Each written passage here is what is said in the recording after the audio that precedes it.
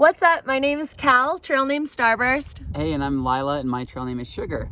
And we are back on the PCT. This is our first day back on the PCT after resupplying in Lone Pine. We just came up from Kearsarge Pass back to the trail. The ascent, we did it around noon, and it was a little slushy, but not treacherous, not dangerous. Just a little annoying. We are not wearing our microspikes now, back on trail. We're heading up Glen Pass, which is the first climb northbound. And so we'll keep you updated in the next 6 days it takes us, or a little less, to get to Mammoth on the trail conditions headed through here. As you all know, conditions can be a little icy and dicey in the Sierras in April, so we want to inform and educate everyone of about what it looks like out here and how to stay safe. So, closing thoughts? Yeah, I'm just excited to eat a lot of food. We have really heavy packs right now because it's at least a 6-day hike or so. And so we're gonna need a lot of calories. We've been really hungry out on trail, so we're eating a ton. And the beautiful part of that is that it makes your pack lighter, so eat up. Absolutely. Safety comes first, but nourishment is important. It's easy to get exhausted out here, so yeah, we'll keep you posted on that shit too. Cool. Okay, this is glowing up Glen Pass, right after Kearsarge. As you can see, the snow is slush. It is about 4 o'clock right now, however. So, still going up Glen Pass, about a mile from the top. It's pretty steep. Definitely have spikes and an ice axe. Okay, so that's the trail. I just slid down there. I could have stopped myself if I had my ice axe out, but you have to know how to self-arrest.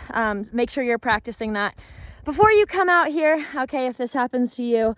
Luckily it levels off and I'm okay, but that's the kind of shit that happens out here, and if it doesn't level off, you will be in trouble, so please be careful. Okay, we're almost up Glen Pass. The ice is really slushy, really slippery. Definitely a lot of post holing, which can be dangerous on an incline or just like a slant because you lose your balance. So definitely recommend ice axe for this one. Obviously, microspikes and crampons too. This is the top of Glen Pass, okay, and the trail is there. So we're gonna have to be careful. Okay, we are at Ray Lakes. The trail is here. It goes over that way. But as you can see, there are some footprints walking across one of the lakes. As you can see, the lake is already thawing. Please, please, please do not walk across lakes. They're only gonna get softer as it gets warmer. So be careful and don't fall in.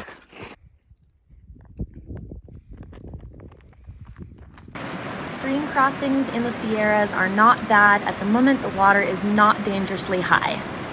Okay, this is the kind of thing that you want to pay attention to. As you can see, this snow has cracked under the weight of whoever came through here, bless their heart. So if you see cracks in the snow or the ice, just kind of walk around them, okay, if you can.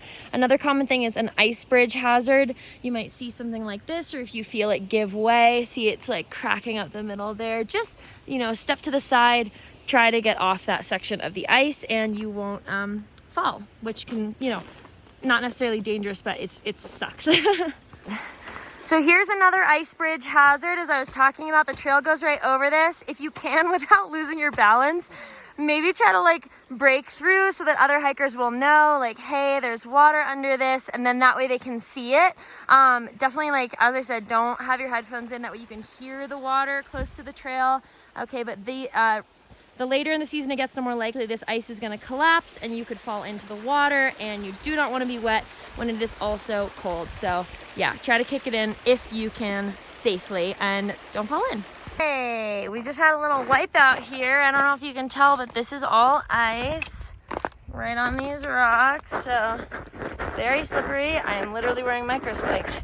And yeah, so just be careful. It can be deceiving, and that could be very hazardous. So this is when starting early as possible in the day is really helpful.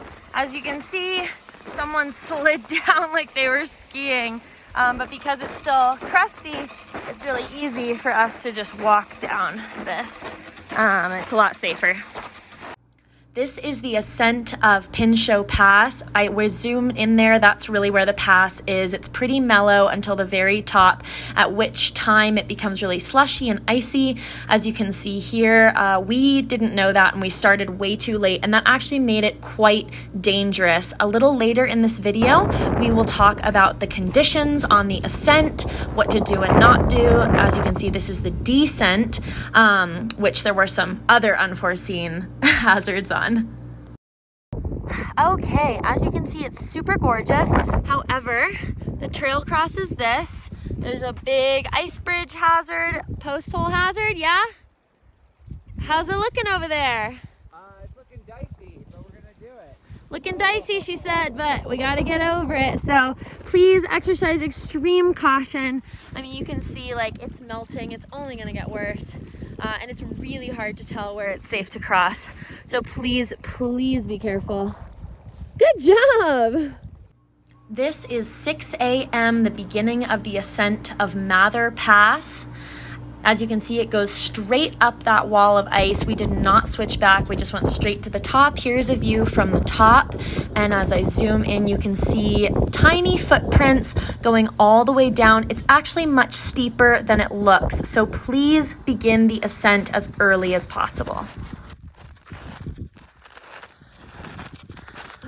What's up? It's Starburst. And Sugar. And we haven't done an update in a while. We're actually on the north side of Mammoth Pass. We did Pincho Pass. I'm probably butchering all of these names. We did that yesterday and didn't actually talk about it. So quick update. We left Ray Lakes yesterday around 6 a.m. And the climb from the bottom, like the dip, where the suspension bridge is, all the way to the top of Pincho Pass is 7.7. So we ended up hitting the top of the pass around, what time would you say? What time were we at the top? A little afternoon, maybe? Afternoon, yeah. Yeah, around noon. Yeah. Which is a little late, honestly. It was pretty late. The pass was really easy grade, really smooth sailing. Didn't even need microspikes until about a mile from the top, I think. Yeah, it was easy until the last mile, at which point it started getting slippery again. Like, you know, you should try to hit it a little bit earlier. And also don't expect to see much trail. We kind of use the trail as like a place to sit down as we sort of like scrambled our way up and used our ice axes to get up the wall. Yeah. So as we said, the grade is really nice. Pincho is known for being one of the like more gradual inclines, but given the fact that the snow on the south side of the pass completely covers all of the trail, it's basically just a big wall of ice and snow. Yeah. So it's actually very, very steep for the last mile. You need an ice axe, 100%. Crampons would be good too. You need crampons, actually. We have microspikes, and we were at, I would say it was not safe for us to be up there. It was not safe for us to be doing that pass without crampons at that time of day. It would have been safer had we started earlier in the morning when everything was really icy and crusty. But if you do not have an ice axe and crampons and you know how to use them, do not attempt the pass at all technically, but really if you must, don't attempt it past, I would say like 10 at the latest, like 9 or 10. And that means being at the top by that time. Okay. All right. And so the way down Pincho Pass, it just turns into big, wide open snow fields for miles. Since we did it a little bit later, like, you know, and we did it in the afternoon, there's lots of slush and post holing. So, you know, make sure that you're trying to go up the passes themselves with somebody else unless you're very, very, very experienced. And it can be good to have somebody else in the snowfields too to give you a hand out of a post hole if they get too deep. You can usually get yourself out, but you don't want to lose a boot in there or something like that. I fell into like a waist deep post hole totally unexpectedly, and if I'm being quite honest, I think it would have taken me a very long time to get out. So like dig out, you have to dig yourself out. If I'd been by myself. That being said, like all of your hiking past like 11 a.m. pretty much every day is gonna be straight up exhausting. Walking on slush, like you go a lot slower. You have to work a lot harder to go the same distance. So just know that if you are not a very competent and experienced and just sort of physically fit hiker, this probably isn't for you, and you're gonna wanna work out a different plan. The passes are pretty steep. They're very physically challenging for us. We're both, you know, very experienced hikers, and I would say they're quite challenging for me personally. So yes, tiring stuff. Please be safe. Please exercise extreme caution. It's not impossible, but it is dangerous, and that's something that we need to be honest about. So just make sure you're taking the appropriate precautions. Stay warm, stay cozy. Any closing thoughts? Yeah, it's incredibly beautiful out here, and the hiking is really awesome. So it is a sort of once in a lifetime opportunity. So if you have the skills, if you have the experience, if this looks appealing to you, then you know, give it a shot. That's the trail we came from. Okay, we are about halfway down Mammoth Pass on the north side, coming down. And we're probably gonna take off our microspikes soon because it's like there's no snow, which is great, and you can actually follow the trail for once.